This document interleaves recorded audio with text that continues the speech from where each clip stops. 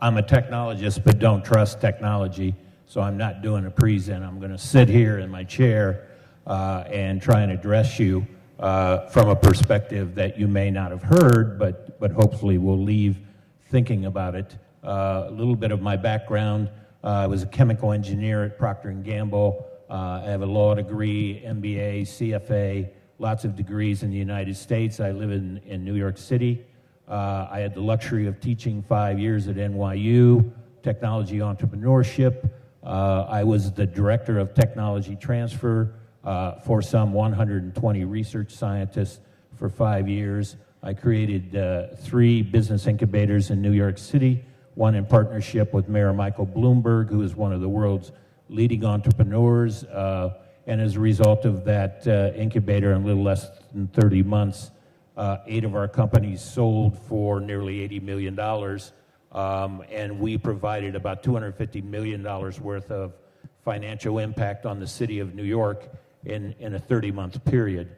I left those positions to start the Global Business Incubator primarily because the work we were doing in New York was being done for a community that was very financially and economically vibrant. But as the world sits now, we're in desperate need of a global change in how we focus our development efforts.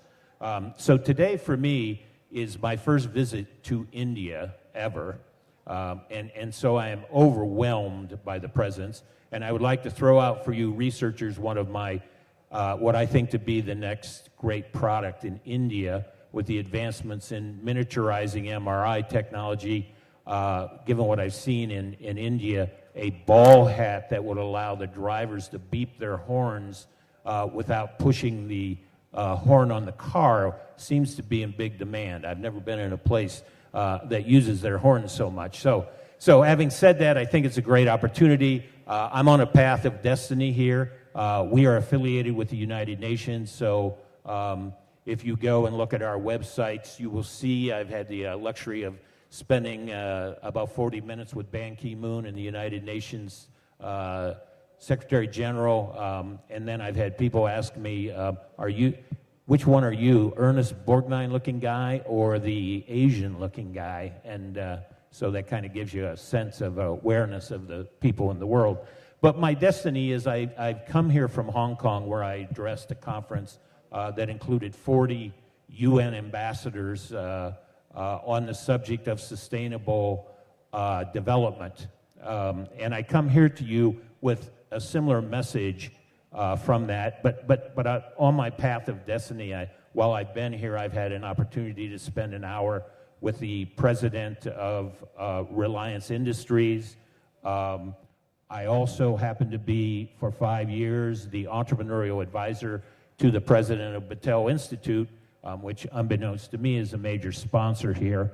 I've had the luxury of coming together and meeting Raja Konorio of KL University, who is maybe one of our partners here on a promising path that Global Business Incubators is opening at GBI India to go forward. So that's, and I also have to say, in my teaching world, I've taught some 3,000 international grad students. One of them who transitioned from my student to my business associate, Srini, has forced me to never lose focus on the fact that India is the place that we've got to be.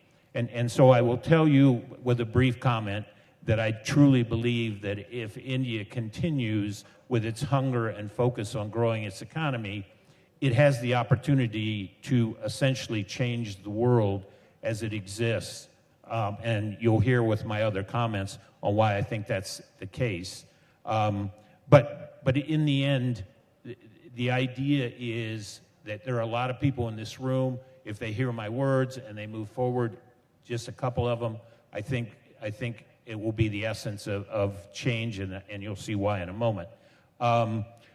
In the world of R&D, one of the elements that I learned as a director of 120 research scientists is that there's no sense of the world that exists today. And I say that from the standpoint of increasingly the corporate world measures everything in payback on the dollars that are invested. I had a difficult time convincing my professors that that was a keen measure that we had to pay attention to as we were going forward. Second thing is the world is controlled by a rate of change that has never before been experienced by humanity. Things that are on the drawing board become obsolete in 6 months. I had trouble finding a professor who would deal with research in anything less than calendar years. It didn't seem terribly compatible with my corporate contacts. So that degree of change is an element. Last element is an awareness of the payback element that I've already mentioned, which is critical to attracting. For those of you who are looking for good research partners, I can tell you the easiest way to do it is find out which commercial entity has customers that would use your product or research, and go to them with your ideas and visions on how you might jointly commercialize your efforts, because at the end of the day, it's all about paying the freight going forward. So the age of support and abstract research and development is becoming increasingly difficult. The world of applied research is growing quite quickly if it's done in the appropriate. So this brings me to the part of my comments to you that I hope you will hear and move forward. As a research scientist myself, the one thing that I have not heard yet in many of the presentations is the single most dominating driving force in the world. So researchers tend to focus on how do you leverage available assets that are inexpensive in a manner that will deliver impact and benefit. And what I want to challenge you researchers in the audience with is, currently in the world, the single most available research are unemployed and underemployed people. And so having said that, if India's research and development could take on a tone of looking at their science and technology from a perspective of how many people it might put to work, I can tell you this with great certainty, having talked to some 70 of the 170 poorest countries in the world, they will sacrifice optimal profits for jobs. And here in India, in our conversations about skilling people, the observations were that there were some 500 million people in India who need to be skilled to earn a living. Somebody in a previous presentation said that the growth in the world's population will add another 2 billion people in the next 15 years. So I challenge you as engineers and researchers, if you want to look at a promising market, look at some 4 billion unemployed and underemployed people, and you can see a market that's ripe for some focused research and development. So that's one area that I can suggest to you. Another area that should be thought about in international is researchers aren't marketers. They aren't salespeople. If you want to have good, effective, impact-based research, your researchers should be joined with knowledgeable and savvy market analysts and salespeople. What you should be doing should have demand by the purchasing marketplace. Not always will that be true, but it certainly increases the probability that success will occur. So that's an element to add. One of the elements that I challenge India with is the design of its academic focus. If you remember my statement about the pace and scope of change in the world today, the element of degree-based education is increasingly becoming obsolete. Institutions should take on a lifetime learning approach and focus on skills necessary for delivering value in the marketplace. Sorry, the fly has fallen in love with me. And so I've had the privilege, and since I'm in India, I can critique them, of teaching at NYU, which has just recently been announced as the most expensive academic institution in the world. Believe it or not, if you wanted to send your son or daughter there, it would cost you approximately $55,000 a year, translated into the, and I don't have to tell researchers because you're all math folk, but that translates into about $220,000 for an undergrad education. Now, in the world that I worked in, I always started my classes with one thing. This is a 4-hour course. You're paying $2,500 an hour.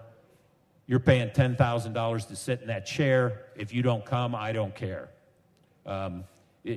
Elton John doesn't get $10,000 for front row seats for his event, so I felt very privileged.